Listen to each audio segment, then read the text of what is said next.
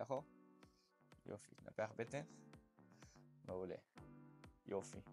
ציפה על הגב, אוקיי? לכל אלה שבאמת מחפשים לצוף על הגב בצורה קלה, בלי להתאמץ יותר מדי, זה בדרך כלל מה שאנחנו עושים לאחר שהילד קצת יותר בטוב עם המים, הוא לא מפחד, והוא מרגיש הרבה יותר בנוח במים, אוקיי? יופי. להתיישר, יופי. שלב ראשון, מה שאנחנו צריכים בשביל לצוף על הגב, באמת, זה דבר כזה. אנחנו לוקחים את הראש כמה שיותר לאחור, הסנטר שלנו נמצא בגובה, אוקיי? והבטן שלנו מתנפחת כמה שיותר כדי באמת לנפח ולהוציא את כל האזור מקדימה. מעולה.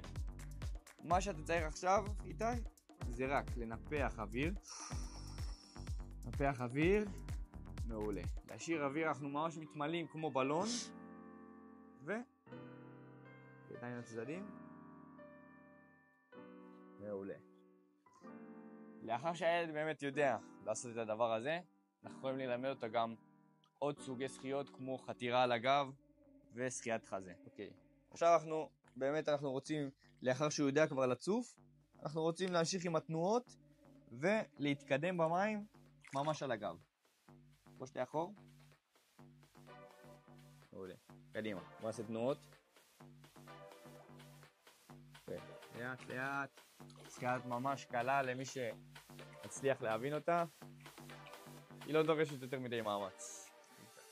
מעולה. מעולה. עמוד.